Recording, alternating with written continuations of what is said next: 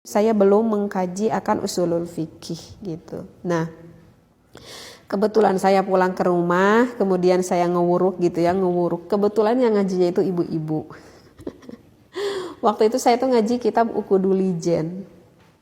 Seorang gadis ngaji kitab Ukudulijen yang ngedengerin ibu-ibu. Padahal ibu-ibu tuh lebih jago daripada saya karena saya waktu itu kan belum menikah gitu. Jadi pada waktu itu saya tuh nggak kebayang tuh berhubungan intim teh gimana gitu, nggak kebayang gitu. Nah, saya tuh keingetan di dalam Ukudulijen itu ada referensi yang mengatakan bahwa seorang suami itu jika melihat kemaluan ataupun melihat vagina ataupun farji istrinya itu maka hukumnya adalah makruh. Nah, saya kan bacakan itu ya di dalam kitab Ukudulijen tersebut. Lalu ibu-ibu yang ngaji kepada saya itu berkata, Neng tuh gak bisa kalau kita berhubungan intim ya pasti terlihat gitu oleh suaminya gitu. Dan saya berkata kekeh gitu kepada ibunya, tapi ini keterangannya di dalam Ukudulijen Bu, makruh loh Bu gitu saya. Si ibu itu mengkekehkan gitu bahwa tetap gak bisa, bakal kelihatan. Maka saya juga kekeh dengan referensi yang saya bacakan itu. Dan kesalahannya itu ada di saya karena pada waktu itu saya belum mengaji usulul fikih. Nah, setelah mengaji sedikit tentang usulul fikih itu jadi saya tersenyum sendiri gitu ya. Aduh, kata saya gitu ya.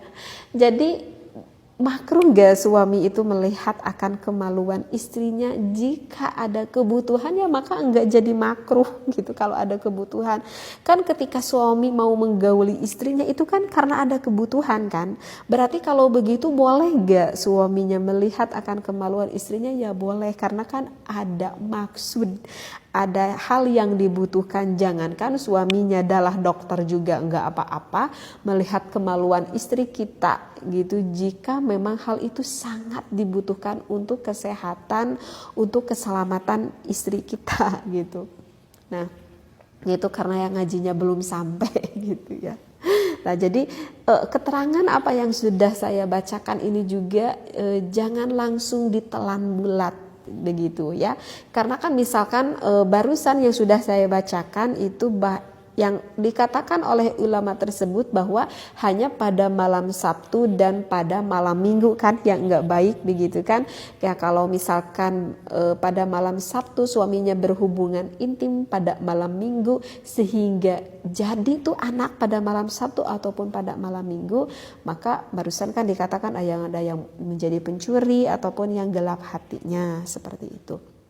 Nah, terus kemudian ada timbul pertanyaan seperti ini, bagaimana suami saya itu kerja di luar kota dan pulangnya itu seminggu 2 kali liburnya begitu, sehingga ada kesempatan suami saya bersenang-senang dengan saya itu hanya malam Sabtu dan malam Minggu.